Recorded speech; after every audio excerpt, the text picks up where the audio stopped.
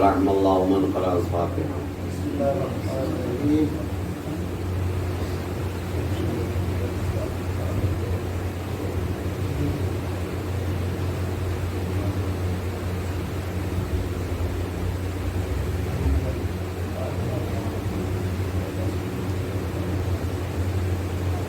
لا حول ولا قوة إلا بالله العلي العظيم. أعوذ بالله من الشيطان اللعين الرجيم. بسم الله الرحمن الرحيم. الحمد لله رب العالمين والعاقبة للمتقين والجنة للموحدين والنار للكافرين والعاصين والمنافقين والمشركين. ثم الصلاة والسلام على أشرف الأنبياء والمرسلين محبوب رب المشرقين والمغربين جد الحسن والحسين مولانا ومولى الثقلين أبي القاسم محمد. ثم الصلاة والسلام على الطيبين الطاهرين المعصومين المظلومين ولعنة الله على أعدائهم أجمعين من يوم ظلمهم إلى قيام يوم الدين. أما بعد، قال رسول الله صلى الله عليه وآله وسلم خير مني وأنا من حسين. صلوات پڑھیں محمد. سرکار رسالت کا یہ آفاقی پیغام، یہ آفاقی ارشاد جو تا قیامت تک ہمارے لیے مسئلہ رہا ہے، اس میں آپ نے امام حسین علیہ السلام کی منزلت اور عظمت کو بیان کیا ہے. یہ حسین مجھ سے ہے اور میں حسین سے ہوں. انسان جتنا بھی اس پر غور کر سکتا ہے غور کرے اور پہچانے کی کتنی بلند شخصیت ہے امام حسین کی، کہ سرکار رسالت جو وجہ کائنات ہیں، جن کی وجہ سے یہ کائنات بنائی گئی ہے، وہ فرما رہے ہیں کہ حسین سے میں ہوں. بچے اپنے بزرگوں سے ہوتے ہیں، لیکن بزرگ جو ہے وہ بچوں سے نہیں ہوتے ہیں. لیکن رسول فرمانا چاہتے ہیں، بتلانا چاہتے ہیں، حسین کی شخصیت کو پہچانو، حسین کی عظمت کو پہچانو. اسلام کے اوپر کئی طریقے کے محاذ کھولے گئے اور کئی طریقے کے جو ہے حملے کیے گئے. اسلام میں پہلے کفار و مشرکین کی جو کاوشیں مکہ کے اندر ہیں، ان کا طریقہ کار الگ تھا. وہاں پہ آپ کو کوئی ایسی تلوار نظر نہیں آئے گی. وہاں صرف رسول اسلام کو ستایا جاتا ہے، ان کو نقصان پہنچایا جاتا ہے، اذیت دی جاتی ہے، مگر وہاں پہ آپ کو تلوار نظر نہیں آئے گی. مگر اگر آپ دیکھیں تو وہاں جس انسان نے مدد کی ہے، جس انسان نے رسول کی حفاظت کی ہے، اس میں مولا کائنات ابن ابی طالب اور آپ کے والد گرامی. چونکہ اسلام کا عروج پانے کے بعد تو بہت سے لوگ مل جائیں گے جنہوں نے اسلام پر جو ہے احسان اور اسلام کے ساتھ ہوئے ہیں اور اسلام میں داخل ہوئے ہیں. لیکن اگر اسلام کی ابتدا کو انسان دیکھے، اسلام کی جو ہے ابتدائی حالت دیکھے، تو غریب فقیر انسان جو ہے وہ اسلام کے ساتھ ہیں. صرف اگر کوئی مالدار اور باعظمت شخصیتیں ساتھ ہیں تو ان میں جناب خدیجہ اور جناب ابو طالب کا نام. کیا عظمت ہے ان دونوں شخصیتوں کی. اگر تاریخ سے دیکھیں تو قرآن مجید نے رسول اسلام کے فرق یہ فرمایا وما تشاءون الا یشاء اللہ. یہ کچھ نہیں چاہتے مگر وہی چاہتے ہیں جو اللہ چاہتا ہے. وما ينطق عن الهوى إن هو إلا وحي يوحى، کہ میرا حبیب کچھ نہیں کہتا مگر وہی کہتا ہے جو یہ الہی ہوتی ہے. تو اب اگر آپ ان دونوں اقوال کو جو ہے ملائیں اور دیکھیں تو اللہ جو ہے گارنٹی دے رہا ہے کہ میرا رسول کچھ نہیں چاہتا مگر وہ چاہتا ہے جو اللہ چاہتا ہے. یعنی اللہ کی چاہت، رسول کی چاہت ایک ہے. اور یہ کچھ نہیں کہتا مگر وہ کہتا ہے جو اللہ کہتا ہے. یعنی رسول کا کلام کلام نہیں ہے بلکہ اللہ کا کلام ہے. اب یہ الگ بات ہے کہ رسول کا کلام دو حصوں میں تقسیم ہوتا ہے، ایک قرآن بنتا ہے اور ایک حدیث بنتا ہے. کیونکہ ہم نے قرآن کو نازل ہوتے ہوئے نہیں دیکھا ہے، ہم نے فرشتے کو آتے ہوئے نہیں دیکھا ہے، ہم نے فرشتے سے ملاقات نہیں کی ہے. جبریل ہمارا کوئی رشتہ دار نہیں ہے، جبریل سے ہم نے ملاقات نہیں کی ہے. یہ تو رسول کی امانت داری ہے، یہ تو رسول کی دیانت داری ہے کہ اس نے یہ کہہ دیا کہ یہ کلام اللہ ہے تو ہم نے مان لیا یہ کلام خدا ہے، اور اس نے کہہ دیا کہ یہ کلام میرا ہے تو ہم نے مان لیا یہ کلام رسول کا ہے۔ ورنہ ہماری نظر میں تو وہی قول ہے پروردگار کا، وما ينطق عن الهوى ان هو الا وحی یوحی، میرا رسول تو کچھ کہتا ہی نہیں ہے مگر وہی کہتا ہے جو وحی خدا ہوتی ہے۔ تو یہ تو رسول کی امانت داری ہے۔ تو اب آپ کہیں دیکھیں تو اللہ اگر رسول کے فعل کی یا رسول کے قول کی گارنٹی لے تو سمجھ میں آتا ہے، چونکہ رسول معصوم ہے، عصمت کا تاج لے کر آیا ہے، عصمت کا تاج جو ہے سر پہ رکھ دیا ہے، وہ جو ہے اس کی طرف سے معصوم ہستی بن کے آئی ہے۔ تو اللہ اگر کسی معصوم کے کردار کی ضمانت لے تو سمجھ میں آتی ہے، مگر قرآن جب ہم پڑھتے ہیں تو پھر ہمیں ایک آیت ملتی ہے، الم یجد کا یتیمن فآویٰ، اے رسول ہم نے تمہیں جو ہے یتیم پایا تو ہم نے تمہیں پناہ دی۔ پناہ کون دے رہا ہے؟ اللہ کہہ رہا میں نے پناہ دی۔ پروردگار تو اوپر بیٹھا ہوا ہے، یہاں پتھر مارنے والے ہیں، یہاں جو ہے ستانے والے موجود ہیں، ہمیں تو کسی دن نہیں نظر آیا کہ آنے کے بعد میں تمہیں لاٹھی لے کر جو ہے کوئی پناہ دی ہو، کوئی پناہ دی ہو، اور کہہ رہا ہے میں نے پناہ دی۔ تو ذرا قول کو ملائیں اور ذرا فعل کو ملائیں اور دیکھیں، آیت سے آیت کو ملا کے دیکھیں، اور آیت سے آیت کو ملانے کے بعد میں نتیجہ اخذ کریں۔ اللہ رسول کے بارے میں کیا کہہ رہا ہے؟ وما ينطق عن الهوى ان هو الا وحی یوحی، اے رسول جو کچھ بھی آپ کہتے ہیں وہ وحی کے اشارے پہ کہتے ہیں۔ وما تشاؤون الا یشاء اللہ، وہ کچھ نہیں چاہتے مگر وہ چاہتا ہے جو اللہ چاہتا ہے۔ وما رمیت اذ رمیت ولکن اللہ رمی، کہ وہ پتھریں تم نے نہیں ماری، رسول نے ماری ہیں۔ بھئی پتھر کنکریاں رسول نے کفار کی طرف کو پھینکی، مگر اللہ کیا کہتا ہے؟ وما رمیت اذ رمیت ولکن اللہ رمی، اے رسول یہ کنکریاں تم نہیں مار رہے ہو، ہم مار رہے ہیں۔ تو گارنٹی کس کے فعل کی دے رہا ہے؟ اللہ رسول کے فعل کی۔ یہاں کیا کہتا ہے؟ الم یجد کا یتیمن فآویٰ، اے رسول تم کیا تھے؟ تم یتیم تھے، ہم نے تمہیں پناہ دی۔ وہاں رسول کے خوف پہ فعل کو کہہ رہا ہے وما رمیت اذ رمیت ولکن اللہ رمی۔ دیکھو یہ کنکریاں تم نے نہیں ماری، تو ہمیں یہ بتلاؤ اللہ یا تو رسول کے فعل کی ذمہ داری لیتا ہے یا ابو طالب کے فعل کی ذمہ داری لیتا ہے؟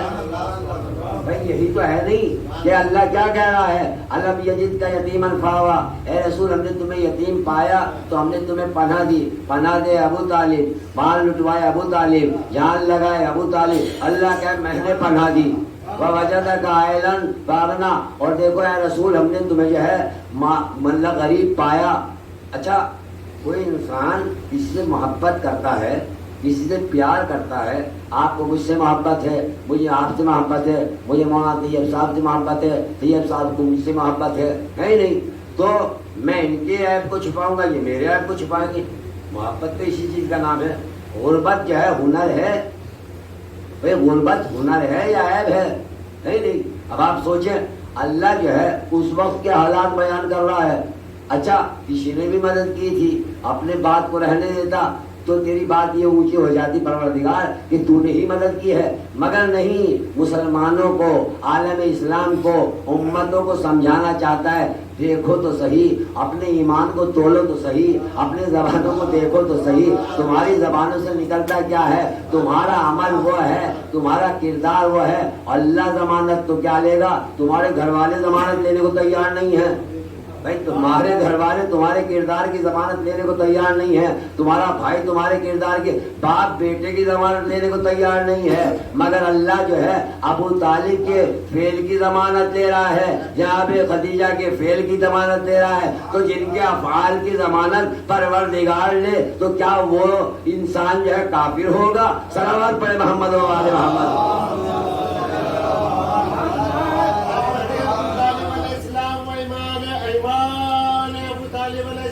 خاندان ابو طالب الاسلام آواز بلند صلوات۔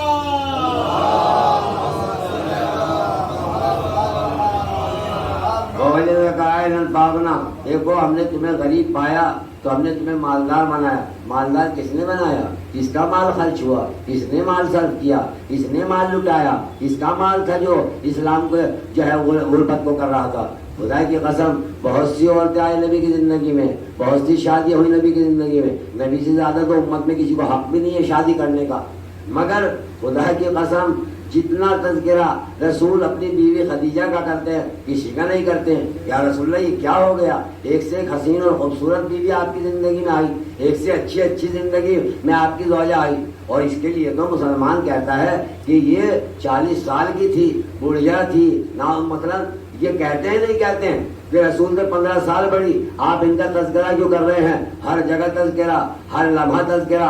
حتیٰ کہ روایات کہتی ہیں جب رسول اسلام کوئی صدقہ کرتے ہیں، کوئی قربانی کرتے ہیں، تو جہاں تمام زوجات کا حق دیتے ہیں وہیں ایک حصہ جناب خدیجہ کا بھی نکالتے ہیں. جناب خدیجہ دنیا میں نہیں ہے، دنیا سے چلی گئی ہیں، مگر جناب خدیجہ کی یاد اس طرح باقی ہے کہ ایک حصہ ان کا بھی لگاتے ہیں، اور لگانے کے بعد رسول اسلام ان کی سہیلیوں کو یا ان کی چاہنے والیوں کو بھیج دیتے ہیں، اور کہنے والی کہتی بھی ہیں کہ اب تو وہ بوڑھی ہو تھی، آپ ان سے زیادہ پیار کرتے ہیں، آپ ان سے زیادہ محبت کرتے ہیں. رسول بتانا چاہتے ہیں بڑھاپا اور جوانی نہیں دیکھی جاتی، یہ دیکھا جاتا ہے اسلام کے ساتھ کس نے وفاداری کی ہے، اسلام کے ساتھ کس نے وفاداری کی ہے، اسلام کو عروج کس نے بخشا ہے، اسلام کو کمزور کس نے کیا ہے، اسلام کو بلندی کس نے دی ہے. خدیجہ نے میرا اس وقت ساتھ دیا جب سب مخالفت کر رہے تھے، اور تم نے اس وقت بھی مخالفت کی جب موافقت کر رہے تھے لوگ. صلوات پڑھے محمد و آل محمد. یہ تعریف بھی نہیں بلکہ قرآن ہے. قرآن کیا کہتا ہے؟ نبی کی بیویاں ہیں، نبی کی بیویاں ادھر اتنی ہی زوجات جو ہیں محبت کرتی تھی، نبی کی بیویاں اتنی ہی اچھی تھی، تو یہ پروپیگنڈا کیوں بناتی تھی نبی کے خلاف؟ نبی کے خلاف یہ سازشیں کیوں رچی جاتی تھی؟ بھائی ایک تو قرآن نے بھی آشکار کر دی. کیا آشکار کر دی؟ کیا کہ ایک مرتبہ رسول اسلام ہیں کہ شاید کھا کے آتے ہیں، آنے کے بعد بیویوں سے کہتے ہیں، اور بس توجہ فرمائیں گے کہ انسان جو ہے اگر سمجھ لے شریعت کیا ہے اور انسان کیا ہے اور نبی کا وقار کیا ہے، کیا نبی کو شریعت بنانے کا حق ہے یا نہیں ہے، بس سمجھیں گے. کہ ایک مرتبہ نبی جو ہے اپنی زوجات کے یہاں شہد کھا کے آتے ہیں، ایک زوجہ کے یہاں آنے کے بعد میں کہتے ہیں بڑا اچھا شہد بناتی ہے، وہ بڑا بہترین شہد بناتی ہیں، بڑا خوشبودار شہد بناتی ہیں. اب ایک میٹنگ ہوئی، میٹنگ ہونے کے بعد میں دو زوجان نے مل کر، دو بیویوں نے مل کر میٹنگ کی رسول کے خلاف. اور میٹنگ کرنے کے بعد میں ایک مرتبہ یہ طے کیا کہ جب آج رسول آ کے یہ کہیں کہ میں شہد کھا کے آیا ہوں اور میں شربت پی کے آیا ہوں وہاں پر، تو کہیں گے مغافیر کی بو آ رہی ہے. مغافیر ایک جانور ہوتا ہے جس میں جو ہے بدبو آتی ہے، گھاس ہوتا ہے، اور اس پہ جب بیٹھ جاتا ہے تو وہ جانور یہ مکھیاں بیٹھتی ہے تو اس سے بدبو آتی ہے. تو یہ کیا ہوا؟ میٹنگ ہوئی. میٹنگ ہونے کے بعد میں ایک مرتبہ رسول اسلام آئی. کردار دیکھیے گا کہ اہل بیت کون ہیں، ازواج کون ہیں، اہل بیت کا کردار کیا ہے، ازواج کا کردار کیا ہے، اہل بیت کس کو کہتے ہیں، ازواج کس کو کہتے ہیں. کہنے کو تو سب کو شامل کر لیجئے، مگر اس میزان پہ لے کے بھی تو آؤ، اس معیار پہ لے کے بھی تو آؤ، اس ترازو پہ تول کے بھی تو دیکھو، تبھی تو داخل کرو گے، تبھی تو لے کے آؤ گے کہ برابر کر لو. برابر کرنے سے برابر نہیں ہوتا، کردار سے برابر ہوتا ہے، سیرت سے برابر ہوتے ہیں. آ گئے رسول اسلام جیسے شہد کھا کے آئے. ایک مرتبہ شہد کھانے کے بعد میں ایک بیوی کے پاس پہنچے، بڑا اچھا شہد کھا کے آیا ہوں، بڑا اچھا شربت پی کے آیا ہوں. تو آپ کے منہ سے تو مغافیر کی بو آ رہی ہے، مغافیر کی بو آ رہی ہے. دوسری کے پاس پہنچے، اس نے بھی یہی کہا. جب دو تین نے یہی کہا جو میٹنگ میں شامل تھی، ایک مرتبہ رسول اسلام نے کہا جس کو قرآن جو ہے پھر بعد میں ذکر کرتا ہے، رسول اسلام نے فرمایا میں آج سے شہد کو اپنے اوپر حرام قرار دیتا ہوں، میں آج سے اپنے اوپر شہد کو حرام قرار دیتا ہوں. جیسی پروردگار نے یہ سنا میرا نبی یہ کہہ رہا ہے کہ میں شہد کو اپنے اوپر حرام قرار دیتا ہوں، فوراً اللہ نے کہا اے نبی چاہے اپنی مرضی سے پوری زندگی مت کھانا، ہمیں برداشت ہے، ہمیں وہ نہیں ہے کہ آپ پوری زندگی، لیکن آپ جو ہیں اللہ کی حلال کی ہوئی چیزوں کو زوجات کی رضا کے لیے، سورہ تحریم پڑھیں، مرضی زوجات میں حرام نہیں کر سکتے. اس کا مطلب یہ ہے اللہ ٹوک کے بتا رہا ہے کسی کی مرضی کا نام دین نہیں بن سکتا. جب نبی کی مرضی کا نام دین نہیں بن سکتا تو ایسے ویسے انسان کی مرضی کا نام کیا دین بنے گا؟ صلوات پڑھے محمد و آل محمد. جب نبی کی مرضی کا نام، نبی کی چاہت کا نام، نبی کی جو ہے آرزو کا نام دین نہیں بن سکتا، تو پھر ایسے ویسے کی انسان کی چاہت، وہ کہنے کوئی کھڑا ہو کے کہے انا حرمہما، کیا متعتان محللتان فی زمان رسول اللہ انا احرمہما، کہ متا جو ہیں رسول کے زمانے میں دو متا جائز تھے، انا احرمہما۔ آپ کون ہوتے ہیں بھائی؟ آپ کو کس نے حق دیا ہے؟ جب رسول کو یہ اتھارٹی نہیں ہے، جب رسول کو یہ بات نہیں معلوم دی، اجازت نہیں دی اللہ نے کہ وہ شریعت کے حلال کو حرام کر سکے یا حرام کو حلال کر سکے، آپ کون ہوتے ہیں؟ اچھا، ابن عمر سے ایک مرتبہ معلوم کیا آپ کا نظریہ کیا ہے متا کے بارے میں۔ ابن عمر حضرت عمر کے بیٹے، کہا آپ کا نظریہ کیا ہے متا کے بارے میں؟ کہا حلال ہے۔ کہا آپ کے ابا تو حلال حرام کہتے تھے۔ کہ شریعت ابا کی ہے یا اللہ کی ہے؟ کہ شریعت ابا کی ہے یا اللہ کی ہے؟ جب اللہ نے حلال کیا ہے تو میرے ابا کو حرام کرنے کا کیا حق ہے؟ یعنی معلوم یہ ہوا بیٹا مخالفت کر کے بتا رہا ہے میرا باپ غلطی پہ تھا، جس کا باپ اس طرح ہمیں دو جگہ ملی، ایک تو اس کے بیٹے نے کہا کہ میرا باپ غلطی میں تھا، یا یزید کے بیٹے نے تخت پہ آ کے کہا کہ میرا باپ غلطی میں تھا۔ صلوات پڑھے محمد و آل محمد۔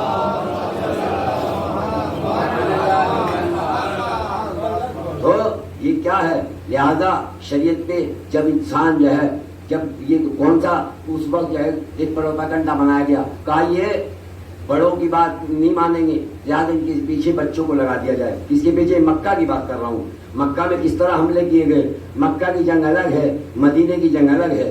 اس میں بھی مدینے کے اندر بھی الگ الگ جنگیں ہیں، کہیں کردار کی جنگ ہے، کہیں تلوار کی جنگ ہے۔ تو یہاں پہ کیا ہوا؟ بچوں کو پیچھے لگا دیا۔ کہا بڑے تو اگر کچھ کہیں گے تو ابو طالب مقابلے پہ آئیں گے، عباس مقابلے میں آئیں گے، حمزہ مقابلے میں آئیں گے، ان کا مقابلہ کون کرے گا؟ کہا کیا کریں؟ کہا بچوں کو پیچھے لگا دو، بچوں کو جو ہے رسول کے پیچھے کر دو، اور وہ تالی بجائیں اور رسول کو مجنون کہیں، پاگل کہیں، یہ کہیں وہ کہیں۔ لہذا اب بچے جمع ہوئے، بچوں کو سکھایا گیا، توجہ فرمائیں گے، بچوں کو سکھایا گیا۔ سکھانے کے بعد میں بچے رسول کے پیچھے آتے ہیں، تالیاں بجاتے ہیں، تالیاں بجاتے بجاتے اور رسول کو پاگل کہتے ہیں، مجنون کہتے ہیں۔ ایک دن رسول اسلام نے آ کے گھر میں شکایت کی، میرے چچا جب میں باہر جاتا ہوں بچے آ کے تالیاں بجاتے ہیں اور وہ جو ہے مجھے پاگل کہتے ہیں، مجنون کہتے ہیں۔ تو کیا بات ہے، پریشان کیوں ہوتی ہو؟ کل کو علی کو ساتھ لے جانا، کل کو علی کو ساتھ لے کے چلے جانا۔ ایک مرتبہ صبح کا وقت ہوا، رسول تبلیغ کے لیے نکلے، خانہ کعبہ کی طرف چلے، مولا کائنات پیچھے پیچھے، لیکن رسول کے ساتھ نہیں، بالکل تھوڑا دور ہو کے، کہیں کوئی دیکھ نہ لے۔ ایک مرتبہ جب یہ مولا رسول اسلام آپ باہر نکلے اور جیسے بچوں نے دیکھا تو ان کا تو معمول بن گیا تھا، ان کی تو عادت میں ڈال دیا تھا ماں باپ نے، چونکہ کبھی کبھی برائی گھر سے چلتی ہے، کبھی کبھی برائیاں گھر سے چلتی ہیں، گھر والے ہی سکھاتے ہیں بیٹا غلط کام کرو۔ یہ ہمارے لیے بھی نصیحت ہے، ایسا نہیں ہے کہ وہ کفار کے بچے تھے تو ہم انہیں برا کہیں، اپنے بچے ہیں تو اچھا کہیں، نہیں، کبھی کبھی ماں باپ غلط بات بتاتے ہیں، اور جب غلط بات بتاتے ہیں تو یہ نہیں سمجھ پاتے ہم دوسرے کی دشمنی میں اپنی اس نعمت کو بگاڑ رہے ہیں، مطلب ہم دوسرے کی دشمنی میں اپنی اس نعمت کو، اپنی اس امانت کو بگاڑ رہے ہیں۔ تو لہذا یہ مت دیکھیے کہ اگر چچا میں بھائیوں میں جھگڑا ہے، اب اولاد کو مت سکھائیے کہ چچا کا احترام مت کیجیے، توجہ فرمائیے۔ اگر بھائی کا جھگڑا ہے تو اب بیٹوں کو نہ سکھائیے کہ چچا کا احترام مت کیجیے، اگر باپ سے جھگڑا ہے تو نہ کہیے کہ دادا کا احترام نہ کیجیے، اگر باپ سے جھگڑا ہے، ماں سے جھگڑا ہے تو نہ کہیے کہ ماں سے جو ہے کلام نہ کیجیے۔ کیوں؟ چونکہ تمہارا جھگڑا تو ختم ہو جائے گا، مگر ان بچوں کے دل میں جو دشمنی بیٹھے گی اسے کون باہر نکالے گا؟ لہذا بچوں کو جو بچپنے میں سکھا دیا جاتا ہے وہی جوانی تک یاد رہتا ہے۔ صلوات پڑھے محمد و آل محمد۔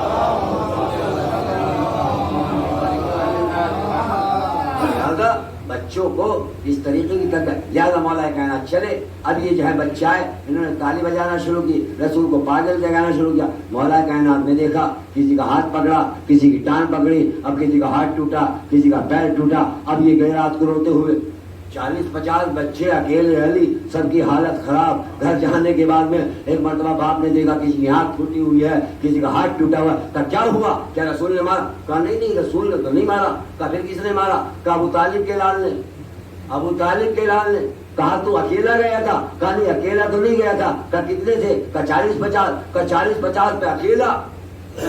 کہا 40-50 پہ اکیلا؟ کیا سب نے مل کے حملہ نہیں کیا؟ کہا سب نے مل کے حملہ کیا تھا۔ تو اگر یہ کفار مشرکین مکہ میں رسول کے ساتھ میں علی کی سیرت کو دیکھ لیتے تو کبھی بدر و احد اور خیبر اور خندق میں نہ آتے تھے۔ جب 40-50 کے درمیان میں علی بچپنے میں نہیں ڈرتا ہے تو 1000-10,000 کے درمیان علی جوانی میں کس طرح ڈرتا ہے جب اس کے ہاتھ میں تلوار اور ذوالفقار بھی آ جاتی ہے؟ صلوات پڑھے محمد و آلہ۔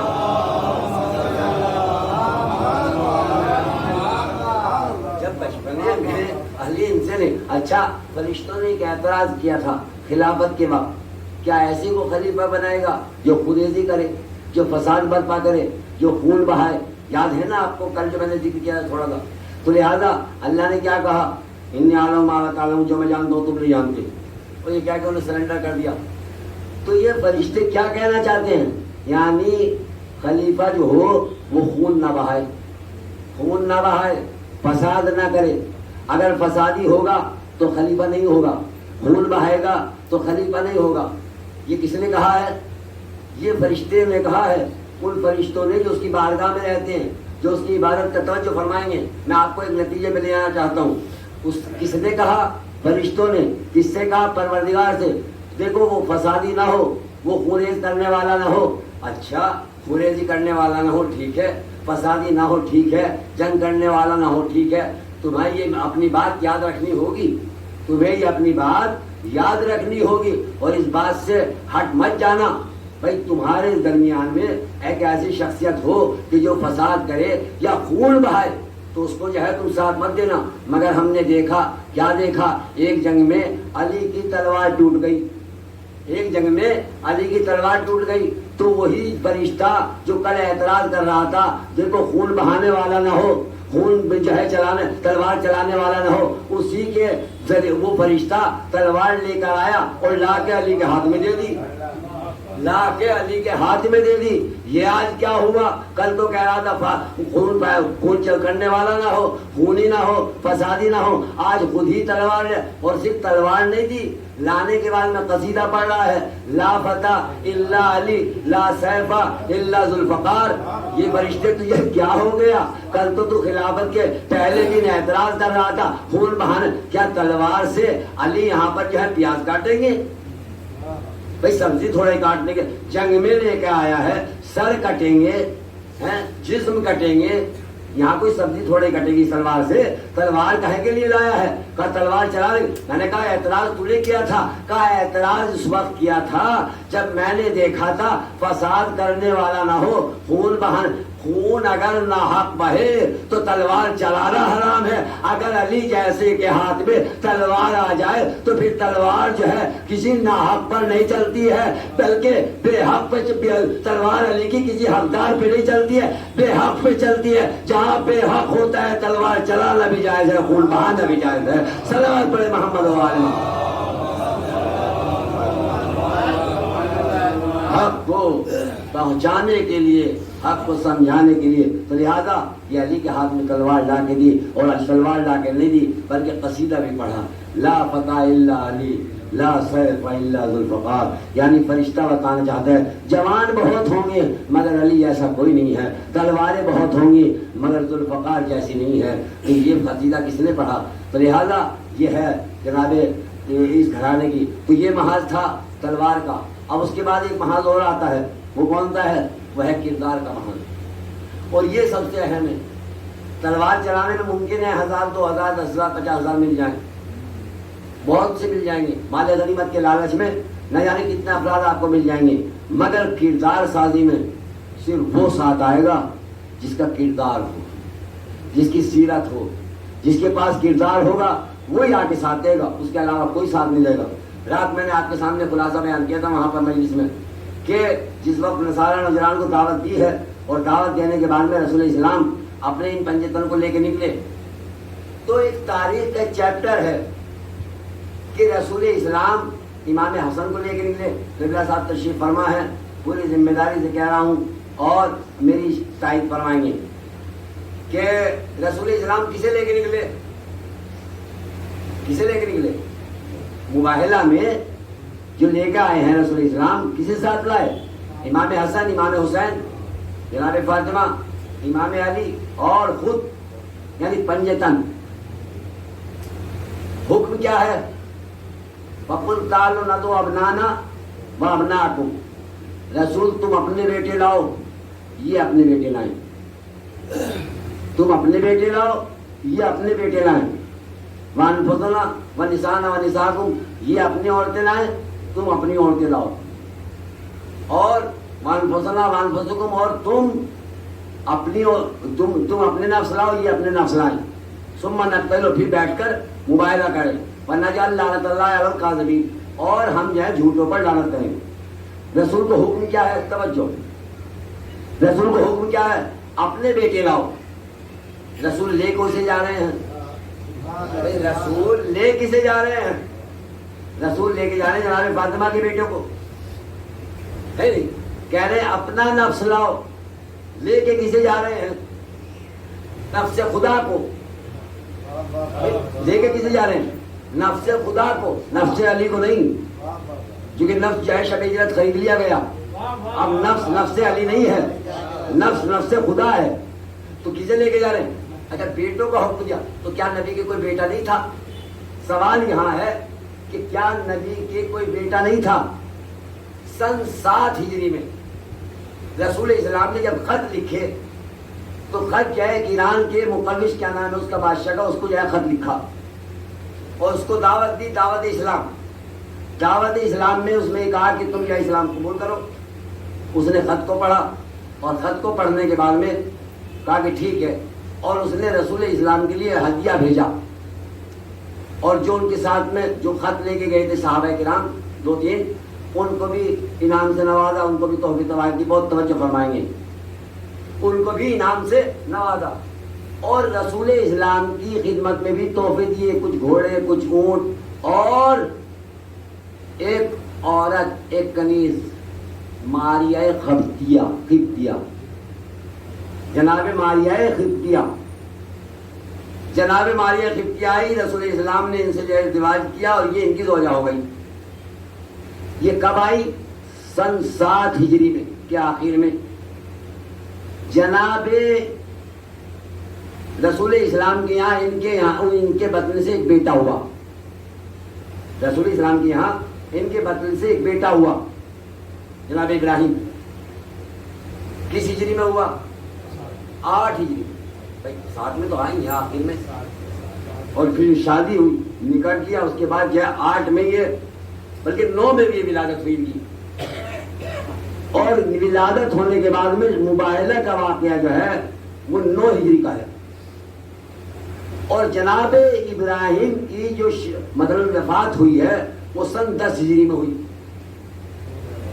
9 میں مباہلہ ہوا اور 10 میں جناب ابراہیم کی مطلب وفات ہوئی. کوئی بھی مورخ جو بھی مباہلے کا لکھنے والا ہے اور جس نے بھی لکھا ہے کہ رسول کسے ساتھ لے کے آئے، اس میں ان کے 5 کے علاوہ کسی کو نہیں لکھا. رسول کا ذاتی بیٹا ماریہ خبتیہ سے گھر میں موجود